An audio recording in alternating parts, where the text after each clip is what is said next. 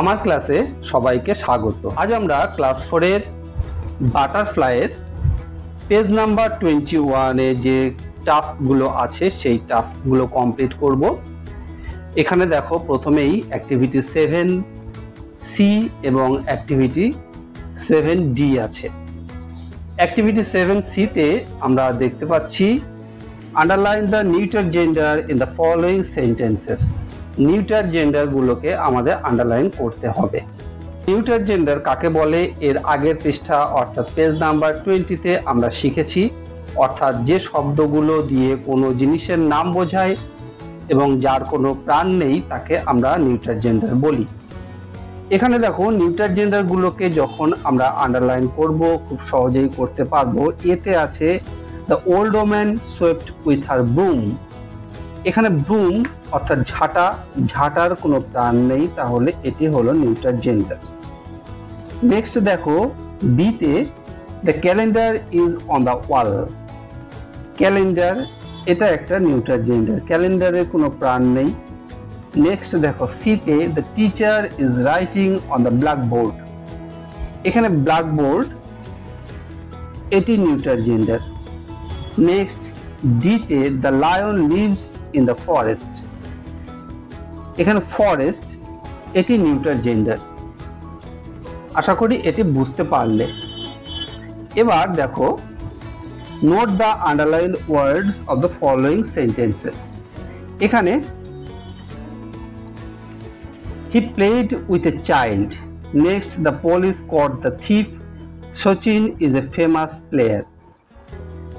এখানে দেখো the colored words in the above sentences can be either male or female. এখানে যে শব্দগুলোকে coloured করা আছে অর্থাৎ নীল রঙের যে শব্দগুলো আছে সেই শব্দগুলো দিয়ে কি বোঝানো হচ্ছে?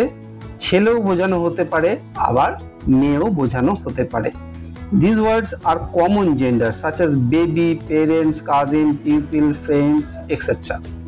তো কি বলা হচ্ছে? বিষয়টি হলো এইগুলোকে আমরা কমন জেন্ডার বলছি, অর্থাৎ যে শব্দগুলো দিয়ে ছেলে অথবা মেয়ে দুটিকেই বোঝানো যায় সেই শব্দগুলোকে আমরা কি বলছি?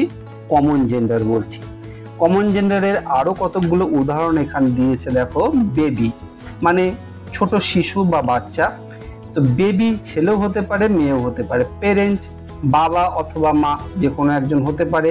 কাজিন সেটিও ছেলে হতে পারে মেয়ে হতে পারে। পিউপিল সেটিও ছেলে অথবা মেয়ে হতে পারে। পিউপিল মানে কি? ছাত্র ছাত্রী। নেক্সট দেখো ফ্রেন্ড, এখানে বন্ধু ছেলেও হতে পারে আবার মেয়েও হতে পারে। তারপর দেখো অ্যাক্টিভিটি 7D তে আছে underline the common gender in the following sentences. এখানে নিচে যে সেন্টেন্সগুলো দেওয়া হয়েছে সেই সেন্টেন্সগুলোতে কমন জেন্ডার যেগুলো আছে তার নিচে দাগ দিতে হবে। আন্ডারলাইন করা মানে দাগ দেওয়া। এতে দেখো আছে the servant sweeping the floor. এখানে সার্ভেন্ট। নেক্সট দেখো the students are going out for a picnic. স্টুডেন্টরা পিকনিকে যাচ্ছে, তাহলে এখানে স্টুডেন্ট হলো স্টুডেন্ট মানে ছাত্র অথবা ছাত্রী যে কোনো একটি হতে পারে। নেক্সট দেখো সিতে the king was a kind person. এখানে পারসন। নেক্সট দেখো the son of my neighbour is my classmate. এখানে নাইবার অর্থাৎ প্রতিবেশী, সে ছেলেও হতে পারে মেয়েও হতে পারে। আর এখানে ক্লাসমেট এটিও ছেলে অথবা মেয়ে দুটোই হতে পারে, তাই এটিও কিন্তু কমন জেন্ডার। তাহলে কমন জেন্ডারগুলোকে আমরা আন্ডারলাইন করে ফেললাম। আশা করি সমস্ত বিষয়টি তোমরা খুব ভালোভাবে বুঝতে পেরেছো। ভিডিওটি ভালো লাগলে অবশ্যই একটি লাইক করো আর তোমার বন্ধুদের মধ্যে শেয়ার করে দিও, তাহলে তোমার বন্ধুরাও শিখতে পারবে।